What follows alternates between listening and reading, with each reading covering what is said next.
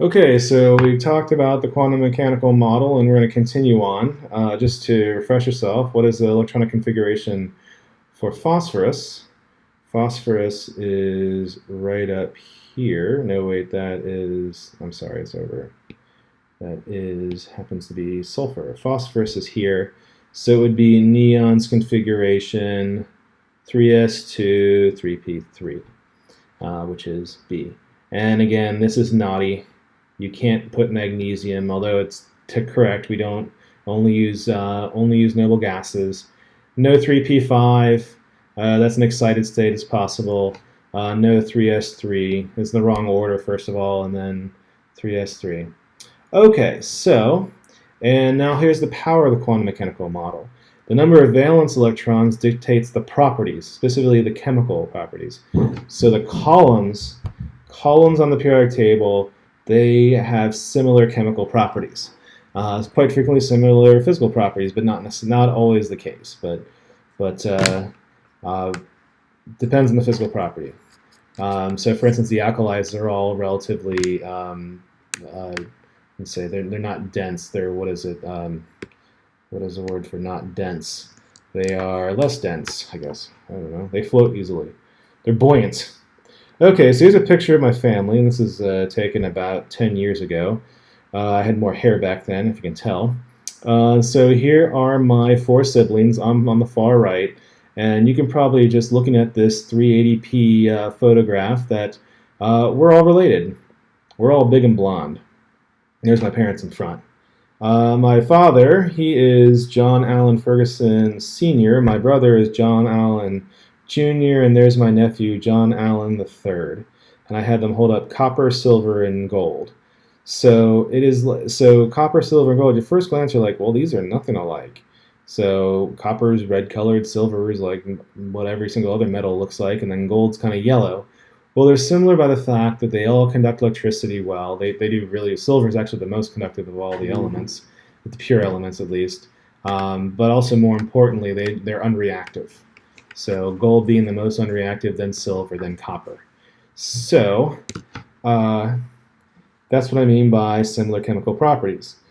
So things that are similar, like some families, the alkalis, so these are the alkali metals. Here are the alkaline earth metals. They're called alkaline earths. Alkaline means basic, like not acidic, basic, and alkaline earths, they tend to form more precipitates. So think of dirt coming from water, so precipitates, that's the alkaline earth. And then halogens here, these are the halogens. That means salt forming. These like to form salts, so Greek for salt forming. And these are noble gases. These are unreactive. Okay, so periodic trends. Let's start with atomic radius. So generally speaking, as you go from left to right across the periodic table, generally speaking, mind you, the atomic radius shrinks. The reason for that is, so electrons are negatively charged, and as it goes further to the right, the nucleus becomes more positive. Therefore, the electrons are drawn in towards the center of the atom and making it smaller. So you can see there's some exceptions to the rule. So here's another pictogram of that. And you can see the transition metals. It kind of ruins the thing there. But I mean, but generally speaking, still left to right, it gets smaller. And then you get the noble gases, and it gets big again. So there. And the reason for that, the effective nuclear charge increases as you move to the right. And that's what I said there. Okay, based on the periodic trends, choose your larger atom. So depending on which version of the textbook you have, this example has changed. So carbon or fluorine, or the earlier ones is nitrogen. So here's carbon, here's fluorine. Which one is a larger atom? The carbon or the nitrogen is the bigger atom because it's further to the left. Okay, carbon or germanium here. Which one is the bigger atom? Germanium is because it's lower. Nitrogen or aluminum, so I'll do it silver colored here. Oh, you can't see that, can you? Okay, I'll do red. Nitrogen or aluminum. So nitrogen or aluminum is to the left and it's below it, so it is doubly sure that it is bigger.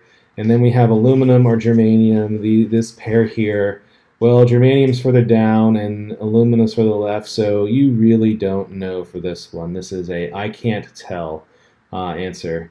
All right, and we've already mentioned diamagnetic and paramagnetic last class. Has nothing to do with electronegativity, which we'll talk about soon, or reactivity.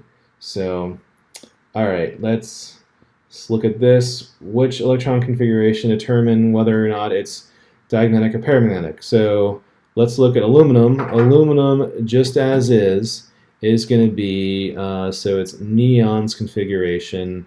So 3s2, 3p1. So that's aluminum's. So you can see aluminum. Where's the periodic table?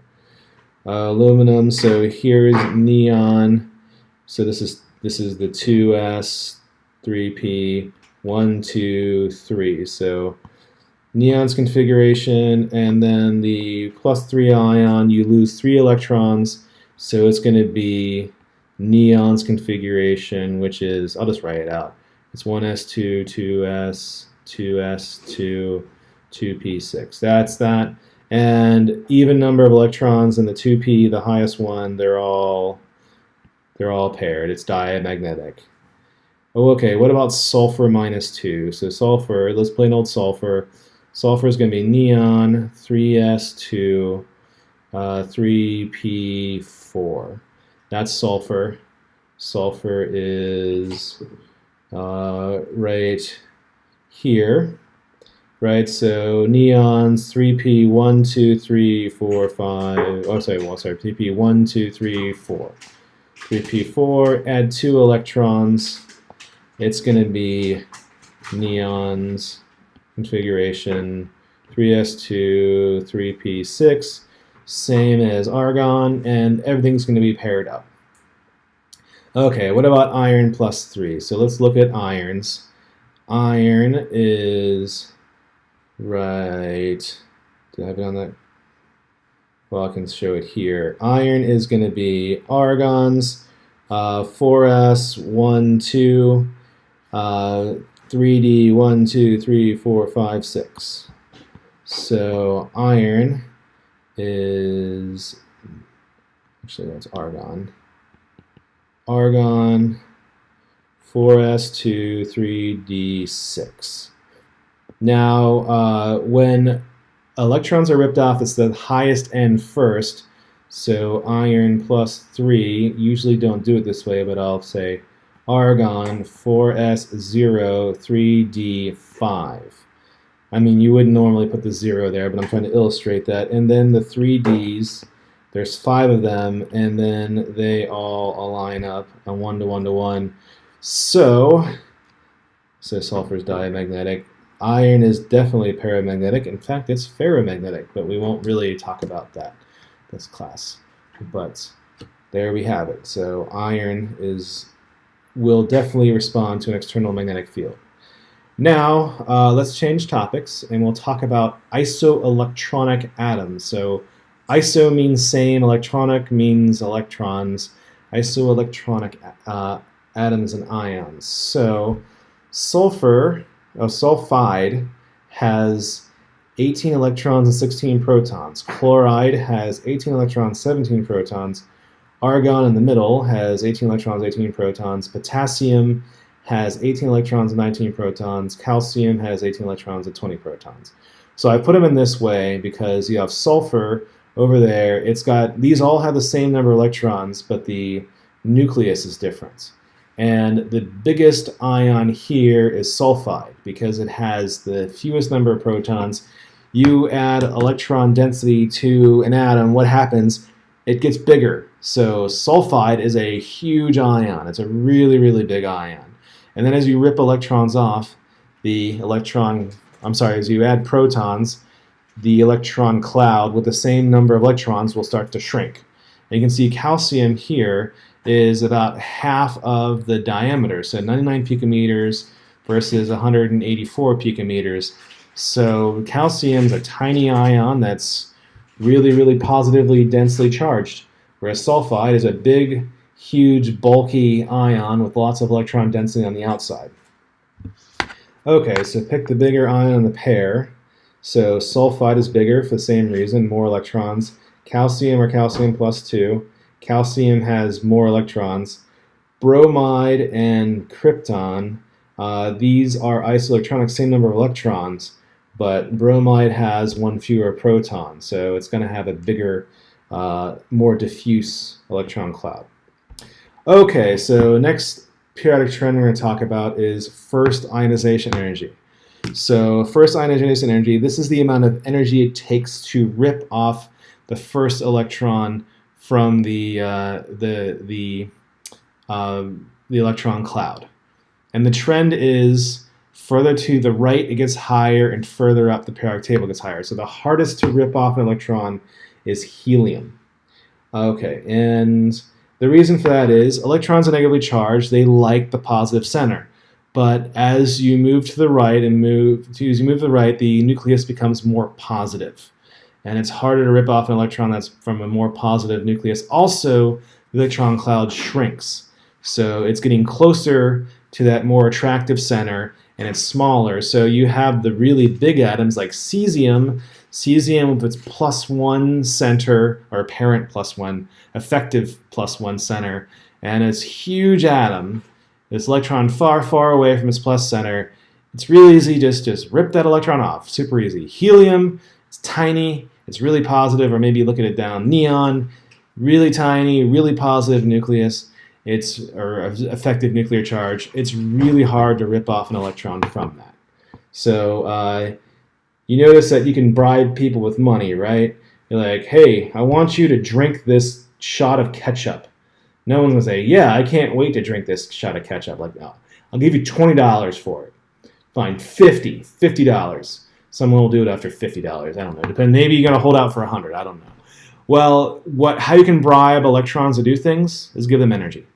So it's easy to get the cesium electron to jump off. You got to give it 376 kilojoules per mole. Whereas neon or helium, you need 2,372 kilojoules per mole to have that happen. That's much higher energy. So it needs little more convincing for helium. Okay, so here's an oddity though. I told you, generally speaking, from left to right. Well, if you see here, nitrogen actually has almost 100 kilojoules a mole higher first ionization energy than oxygen. And why is that? Well, it has to do with the electronic configuration of oxygen. This electron here is easier to rip off than that one, and that's because it's paired with the other electron. So there is a little slight discrepancy. There's a kink in the trend because of that, but it's explainable. All right, well, let's look at this and let's see if we can tell by periodic trends which one it has a higher first ionization energy. So aluminum and sulfur. Sulfur is further to the right. It's sulfur. Arsenic or antimony. So arsenic, here's arsenic, and antimony is here. Arsenic is higher, so therefore it's got a higher first ionization energy. Nitrogen or silicon, here is nitrogen, and here is silicon. Nitrogen is further right and is further up. It is definitely higher. And then we have oxygen and chlorine. Here's oxygen, here's chlorine. Oxygen is further up, but chlorine is further to the right. This is something we cannot tell with the trends. I think we can look at the chart here. So oxygen or chlorine. Oxygen is the winner, but we cannot tell that from the trends only. And we are done with this section of the notes.